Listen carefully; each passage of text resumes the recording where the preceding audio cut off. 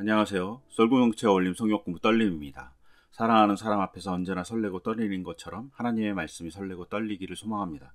더불어서 그 설렘이 단순히 사랑하는 자의 떨림을 넘은 하나님을 만나는 두려움으로 떨리기를 소망합니다. 그 두려움이 무서움이 아니라 경외감이고, 그리고 하나님을 만나는 즐거움이기를 소망합니다. 또한 그 말씀이 그런 소망을 담아서 내 삶의 길이 되고 생명이 되기를 또한 소망합니다. 그 소망을 담아서 창세기 19번째 성경 공부, 창세기 33장을 오늘 같이 나누고자 합니다. 창세기 33장의 제목을 정해봤습니다. 가장 아름다운 재회, 그리고 부제는 진정한 사죄와 용서를 위한 세월이라고 정해보았습니다. 성경에서 가장 아름다운 재회들이 여러 가지 있습니다. 이스라엘 백성이 포로로 잡혔다가 돌아올 때도 있고, 야곱이 요셉을 만날 때도 있었습니다. 이런 만남에는 어쩔 수 없이 헤어지는 아픔들이 있었습니다. 그리고 그 만남은 어떤 면에서는 하나님께서 역사해 주셔서 만나는 장면들도 있고, 우연히 만나는 장면들도 있습니다. 하지만 에서와 야곱의 만남에 있어서는 정말 아름답습니다. 20년 동안 형제가 원수같이 바라봤을지도 모릅니다. 아니면 미안함으로, 어쩌면 증오로 바라봤을지 모릅니다. 그런데 그 만남이 화해의 자리가 됩니다. 이 화해의 자리가 될 수 있었던 건 야곱의 진정한 사죄가 있었고, 에서에게 있어서는 용서를 위한 세월이 있었습니다. 이 세월과 용서의 관계를 오늘 같이 보고자 합니다. 우리가 잘 아시는 대로 창세기 32장 그리고 31장에 보면 야곱이 하란에서 떠나서 가나안 땅으로 오는 장면이 있습니다. 그러다 그 중간에서 라반과 계약을 해서 이제는 국경이 생기는 거죠. 이제는 계속 가나안으로 전진해야 될 일밖에 남지 않은 야곱입니다. 근데 야곱이 소식을 하나 듣게 되죠. 형 에서가 400명의 군사를 이끌고 온다고 얘기를 듣습니다. 야곱이 막 걱정이 되는 거죠. 특히 히브리 원문을 보면 야곱이 심부름꾼을 보내서 형 에서에게 선물을 보내고 인사를 하게 되는데, 그 심부름꾼이 돌아와서 보고하기를 형이 400명의 군사를 이끌고 당신을 치러 옵니다 라고 야곱에게 얘기합니다. 근데 사실은 원문은 그냥 올라온다고 되어 있어요. 치러 올라온다는 건 해석인 거예요. 정확하게 왜 올라오는지, 왜 400명의 군사를 끌고 올라오는지 정확하게 알 수 없습니다. 그런 상황에서 야곱이 너무 두려우니까 약복강 앞에서 기도합니다. 그리고 우리가 잘 아는 대로 누군가와 씨름하죠. 강한 자입니다. 그 강한 자와 씨름하다가 도저히 이길 수 없는 것을 야곱이 느끼니까 그에게 이름을 물어보죠. 이름을 물어본다는 행위는 그의 힘을 자기가 갖고 싶은 거예요. 왜 갖고 싶을까요? 형과 싸우기 위해서입니다. 그런데 그가 자기의 이름을 알려주진 않고 야곱에게 대려 이름을 물어보죠. 그러니까 야곱이 자신이 야곱이라고 얘기합니다. 야곱이란 이름의 뜻이 하나님이 보호해 주시는 자라는 뜻을 암묵적으로 갖고 있습니다. 하나님께서 가까이 지키시는 자, 가까이 계시다, 이런 뜻을 갖고 있어요. 근접해서 따라다니는 거죠, 야곱을 하나님께서. 근데 그렇게 자기의 이름을 고백하니까 야곱과 씨름하던 자가 너의 이름은 이제는 이스라엘이라고 해라. 그런데 이스라엘이 이제 여러 가지 뜻이 있어요. 근데 이스라엘의 뜻을 유추할 수 있는 단어가 사라인데, 이 사라라는 단어가 첫 번째는 다투다라는 거예요. 그리고 두 번째는 통치하다, 아니면 치유하다, 이런 뜻을 갖고 있어요. 이게 1과 2가 완전 다른 단어예요. 그래서 어떤 단어에서 왔는지 알 수 없는 거죠. 근데 이 두 단어의 뜻을 다 갖고 있다고 볼 수 있을 수도 있어요. 그래서 이 사라라는 단어를 통해서 너는 지금 싸우고 있구나 라고 얘기해 주는 거죠. 그리고 두 번째는 그 싸우고 있는 너가 하나님이 통치하는 자로 있다. 하나님이 너를 보호하고 있다. 너 옆에서 너를 다스리고 계시다 라고 고백하고 있는 거예요. 그 얘기를 듣고 야곱이 엄청난 위로를 받게 되죠. 그리고 그 이야기를 듣고 바로 자신 옆에 하나님이 계시는 걸 보게 됩니다. 그래서 그곳 이름을 분이엘이라고 얘기해요. 내가 하나님의 얼굴을 직접 뵙고도 목숨이 이렇게 붙어 있구나. 자기를 보호하신 하나님 때문에 자기가 이렇게 살고 있구나 라고 얘기하는 겁니다. 이제 조금 태도가 변한 거죠. 근데 문제는 강한 자와 싸워서 다리를 다치고 절뚝거리는 상태입니다. 그럼에도 불구하고 그는 에서를 향해서 나갈 수 있는 마음의 상태가 됐다고 볼 수 있어요. 그 전까지는 다투고 싸우고 이기고자 했던 사람이라면 이제는 하나님의 보호하심을 듣고 하나님께 맡기면서 앞으로 전진하는 자가 되죠. 이때 에서가 400명의 군사를 이끌고 왔습니다. 에서의 마음은 어땠는지 알 수가 없어요. 복수를 하기 위해서 왔는지 환영을 하기 위해서 왔는지 정확하게 드러나지 않습니다. 하지만 야곱은 자기에게 복수하러 왔다라고 생각할 수 있어요. 그것이 창세기 32장에 심부름꾼이 형이 당신을 치러 옵니다. 400명의 군사를 끄고 이렇게 얘기하는 모습에서 말에서 알 수 있습니다. 대단히 두려웠을 겁니다. 하지만 이 두려움은 야곱의 생각인 거죠. 에서는 어떤 의미를 갖고 있는지 알 수 없어요. 근데 야곱이 자신의 경험과 자신의 해석의 틀로 형이 나를 치러 오는구나. 반대로 생각할 수도 있거든요. 환영하기 위해서 많은 사람을 끌고 올 수도 있잖아요. 우리가 뭐 누군가 귀한 손님이 오면 많은 사람이 나가서 환영하듯이 환영하기 위해서 왔을 수도 있어요. 이 모습은 되게 중요해요. 270km나 떨어진 곳에서 에서가 온 거거든요. 근데 환영을 위해서 이렇게 왔다라고 얘기한다면 야곱은 혼자 막 고민했던 거죠. 근데 우리 인생에서 이런 게 되게 많잖아요. 우리의 상상이, 우리의 해석이 사실은 본질을 왜곡시키는 일들이 되게 많다는 사실을 생각하면서 이 본문을 볼 필요가 있습니다. 야곱이 분엘에서 하나님을 만나고 이제 조금 다른 태도로 에서를 향해서 나갑니다. 그러면서 가족의 순서를 정해요. 두 여종과 그의 자식들, 그 다음에는 레아와 그의 자식들, 그리고 맨 마지막엔 라헬과 요셉을 뒀습니다. 조금 이렇게 보면 어떠면 사랑하는 순으로 두게 되죠. 도망갈 수 있는 여건을 만들 수도 있어요. 근데 이것이 도망가는 여건이기보다는 가장 중요한 사람이 마지막에 인사할 수 있잖아요. 그런 의미로도 볼 수 있어요. 하지만 야곱은 그 인사를 시키기 위해서 어디 있냐, 자기가 맨 뒤에 있지 않고 맨 앞에 가서 앞장서서 나갑니다. 즉 분이엘에서 만난 하나님의 보호하심, 지켜주심, 가까이 계심을 가지고 형 에서에게 나간다고 볼 수 있습니다. 그리고 한 일이 뭐냐, 형과 싸운 것이 아니라 형 앞에 나가서 7번 절합니다. 이 7번 절하는 것을 딱 보면서 생각났던 구절이 뭐냐면, 이삭이 야곱을 축복해 주잖아요. 야곱이 형 에서로 속이고 축복을 받잖아요. 그때 이삭이 야곱에게 축복한 내용 중에 창세기 27장 29절을 보면 이렇게 되어 있어요. 여러 민족이 너를 섬기고 백성들이 너에게 무릎을 꿇을 것이다. 너는 너의 친척들을 다스리고 너의 어머니의 자손들이 너에게 무릎을 꿇을 것이다. 너를 저주하는 사람마다 저주를 받고 너를 축복하는 사람마다 복을 받을 것이다. 라고 이렇게 축복해줘요. 근데 너의 형제들이 너에게 절할 거라고 얘기하잖아요. 에서가 야곱에게 절하지 않습니다. 야곱이 에서에게 절하잖아요. 사실은 이삭의 축복과 반대적인 행위가 발생합니다. 이 행위가 발생하는 것은 야곱이 자기가 받은 축복 혹은 자기가 도둑질한 축복을 형에게 돌려준다는 의미를 내포하고 있어요. 진정한 사죄를 하고 있는 거죠. 형, 제가 형에게 정말 죄송합니다. 형이 받아야 될 축복을 제가 제 마음대로 가로챘습니다. 라고 고백하고 있는 모습이 있습니다. 이 진정한 사죄가 아름다운 죄를 만드는 또 하나의 씨앗입니다. 형은 20년의 세월을 거치면서 자기의 분노를 삭히면서 어쩌면 400명의 군사를 이끌 정도로 부가 많아지면서 하나님의 축복을 만났을 수 있어요. 그러면서 삭혀질 수 있겠죠. 그러면서 에서도 야곱을 만날 세월의 준비를 했을 것 같아요. 그것을 주신 분은 바로 하나님이라고 볼 수 있습니다. 이 하나님이라고 볼 수 있는 이유는 야곱이 사실은 요셉을 낳았을 때 가나안 땅으로 돌아가려고 했거든요. 근데 하나님이 그것을 막은 듯한 느낌이 들죠. 라반을 통해서. 즉 기다림의 세월을 길게 함으로 인해서 에서의 용서의 세월이 있었다고 볼 수 있습니다. 그런데 이렇게 7번 절한 것이 얼마나 놀라운 일인지를 우리가 좀 볼 필요가 있어요. 1887년에 이집트에서 중요한 문서가 발견됩니다. 이게 토판에 쐐기 문자로 새겨진 문서입니다. 이게 아르마나라는 지역에서 발견됐어요. 이집트에서.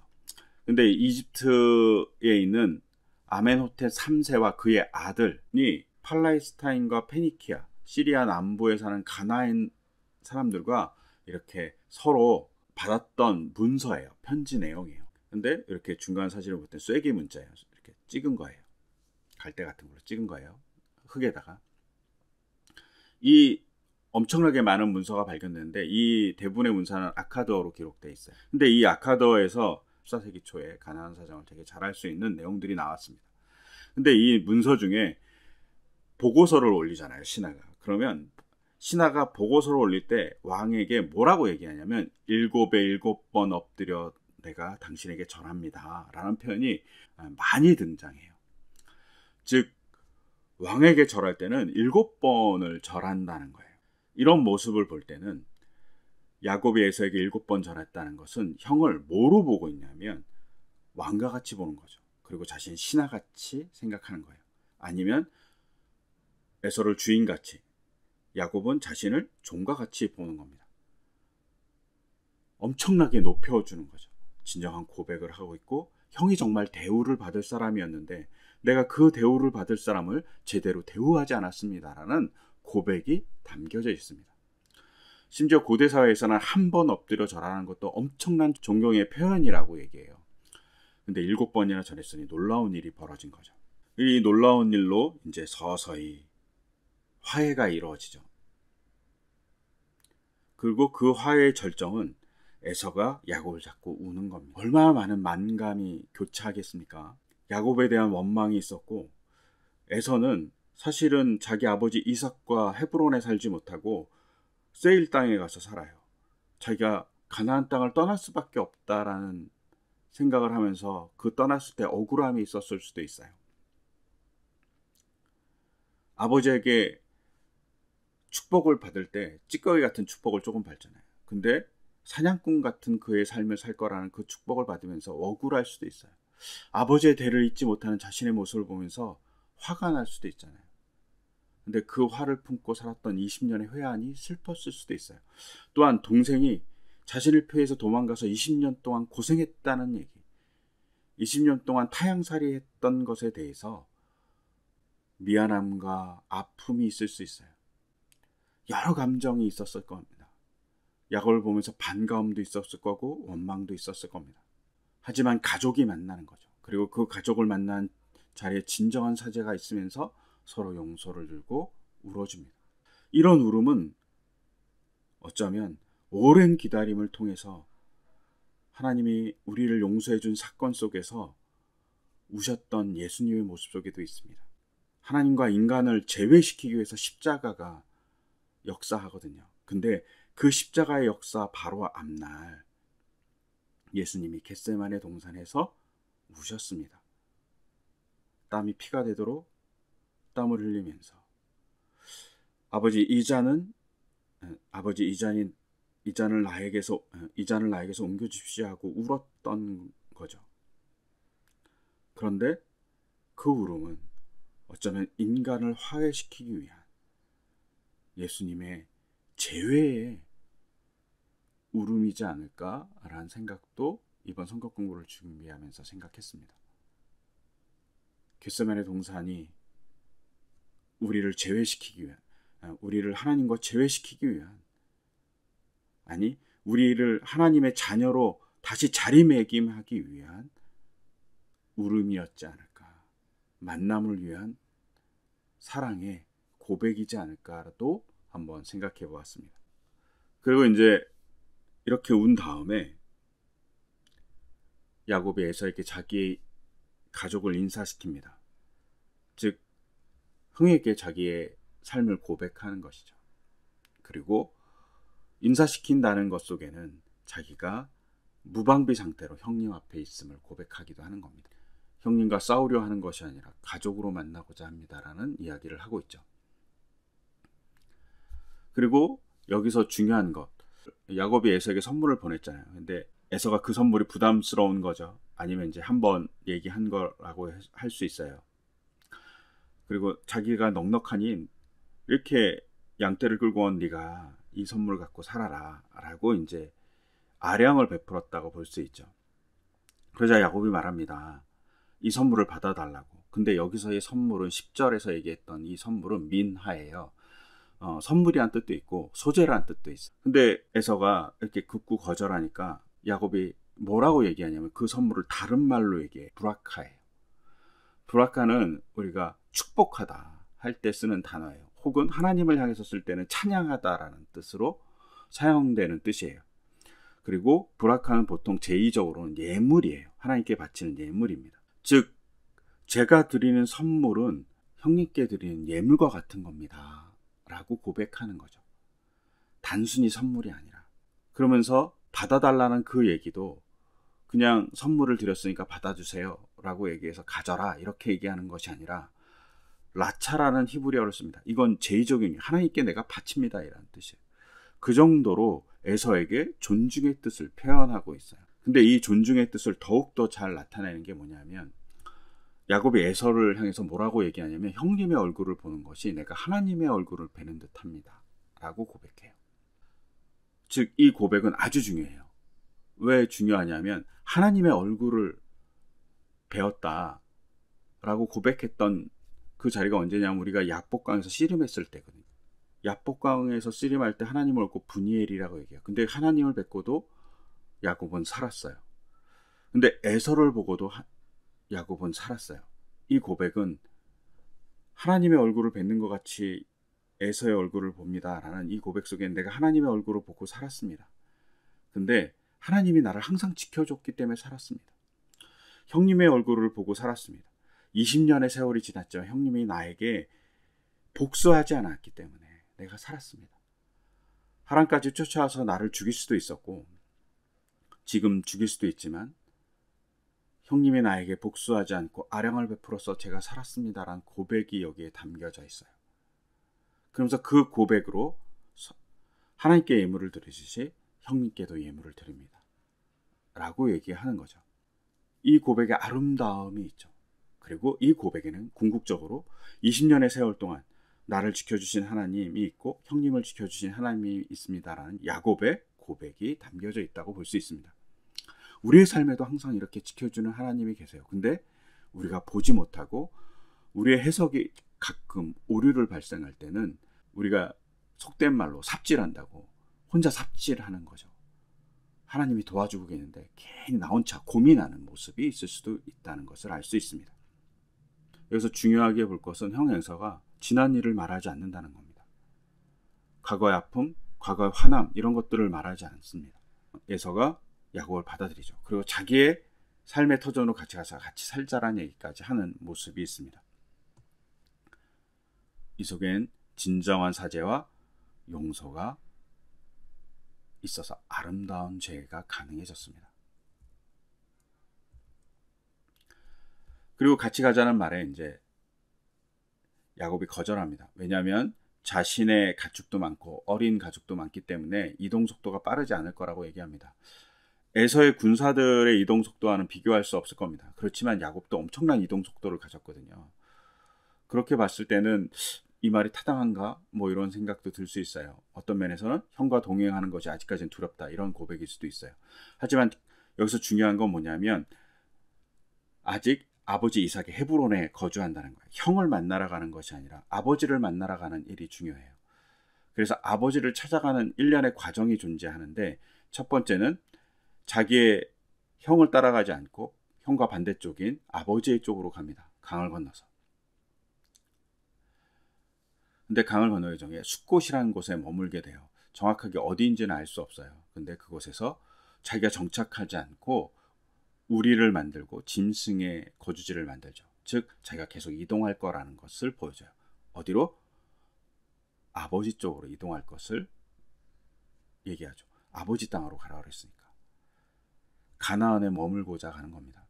하지만 이 가나안에 머물고자 간 야곱과 반대로 에서는 이제 다시 세일 땅으로 갑니다. 한 270km 떨어진 걸로 보이고 세일의 위치는 정말 그 산으로 갔을지 모르지만 이렇게 사진에 보시지 이런 곳이에요. 약간 언덕도 있고 세일 산은 약간 언덕같이 볼록 튀어나와 있어요. 그런 곳으로 간다고 볼 수 있고 약간 황무지 같죠. 지금은 농경도 하지만 이런 약간은 초지로. 그리고 나서 강을 건너서 야곱이 세겜에 거주합니다. 세겜이 교통의 요충지거든요. 그리고 이렇게 산 두 개, 에발산과 그린산이 양쪽에 있고 중간에 이렇게 땅이 있어요. 중간에 이렇게 평야 같은 곳이 있어요. 그곳에 이제 사람들이 많이 거주했어요. 땅이 이렇게 산이 두 개가 이렇게 가로막고 있으니까 그 사이로 사람들이 지나갔겠죠. 계곡같이. 그래서 교통의 중지가 됩니다. 근데 18절에 보면 세겜에 무사히 이르러 라고 번역하고 있어요. 근데 이게 세겜에 무사히 이르렀는지 아니면 세겜에 있는 살렘이라는 곳에 무사히 이르렀는지 정확하게 알 수는 없어요. 이 무사히라는 단어가 살렘이거든요. 그래서 세겜에 있는 살렘이라는 곳에 머물게 되었다라고 얘기하고 있는 거죠. 근데 여기서 살렘이 중요합니다. 평화잖아요. 우리가 살롬이란 말에서 잘 알듯이. 즉 형과의 화해에 의해서 야곱이 평화를 가졌다. 그래서 세겜에 살렘이라는 곳에 머물게 되었고, 그 살렘이라는 곳은 중의적으로 평화롭게 세겜에 이르렀다, 무사히 이르렀다라고 성경은 얘기하고 있는 거죠. 즉 진정한 사죄와 용서가 평화를 만들어 간다는 것을 볼 수 있어요. 그리고 이 세겜에 머물자 야곱이 은 100냥을 주고 이 땅을 세겜의 아버지 하몰에게서 사게 됩니다. 여기서 은 100냥을 보면 야곱이 막발레아 굴을 샀을 때 은 400개를 주고 샀다고 얘기하거든요. 아브라함이 얼마나 비싸게 주고 막발레아 굴을 샀는지 알 수 있습니다. 그리고 야곱이 이렇게 땅을 사니까, 자기의 땅이 되니까 어떻게 합니까? 첫 번째 제단을 세웁니다. 그리고 그 제단의 이름을 엘 엘로헤 이스라엘이라고 명명합니다. 하나님, 이스라엘의 하나님. 자기가 계명받은 이름을 고백하면서 하나님의 제단을 쌓는 거죠. 즉 자신을 계속 지켜주고, 자신을 계속 보호해 주시고 치유해 주시고 자신을 통치하시는 하나님에 대한 고백을 하고 있는 거죠. 내가 하란에서도, 내가 마하나임에서도, 그리고 내가 여갈사 하두다에서도, 그리고 분이엘에서도, 형과 만난 곳에서도 다 하나님의 보호하심과 지켜주심이 있다는 사실을 알아요. 이 고백은 베델의 약속과 연장선에 있어요. 베델에서 하나님을 만났을 때 야곱이 이렇게 얘기하잖아요. 제가 안전하게 저의 아버지 집으로 돌아오게 해주면 주님이 저의 하나님이 되실 것입니다 라고 고백하잖아요. 근데 제사를 드리면서, 첫 번째 제사를 드리면서 그 고백을 하고 있는 거죠. 하나님이 저의 하나님입니다. 근데 어떤 하나님이냐? 나를 보호해 주시는 하나님입니다 라고 고백하고 있는 거죠. 창세기 33장을 우리가 보면서 야곱은 자신을 끊임없이 지켜주시고 보호해 주시는 하나님을 보게 돼요.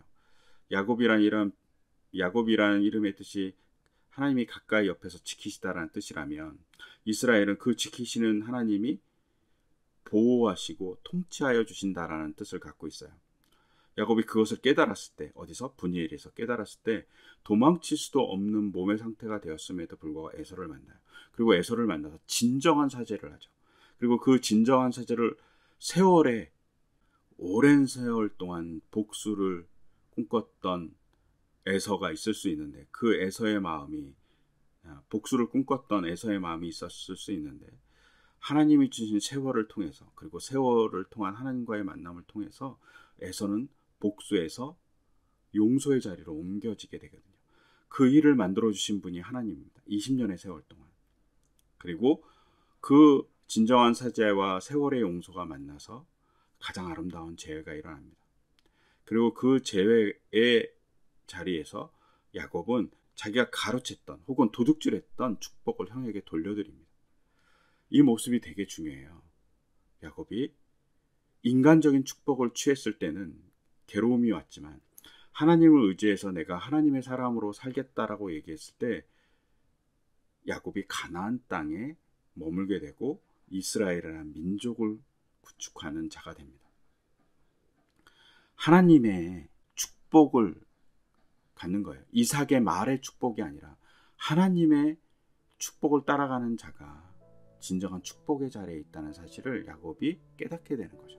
거짓으로 쟁취한 축복은 축복이 아니라는 것을 어떤 의미에서 33장은 잘 보여줘요. 형에게 선물을 드리면서, 그 선물의 이름이 브라카이기 때문에, 선물의 히브리어가 브라카이기 때문에 축복을 다시 내가 돌려드립니다 라는 고백이기 때문이에요. 이런 면에서 하나님을 따라가는 삶, 하나님의 지켜주심을 아는 삶, 그리고 지켜주신 하나님을 보는 것, 그것이 진정한 축복의 길을 열어가는 길이라는 사실, 우리가 언제나 기억하면서 33장을 보셨으면 좋겠습니다. 언제나 주님의 축복이 항상 같이 하는 우리 삶이길 소망합니다. 감사합니다.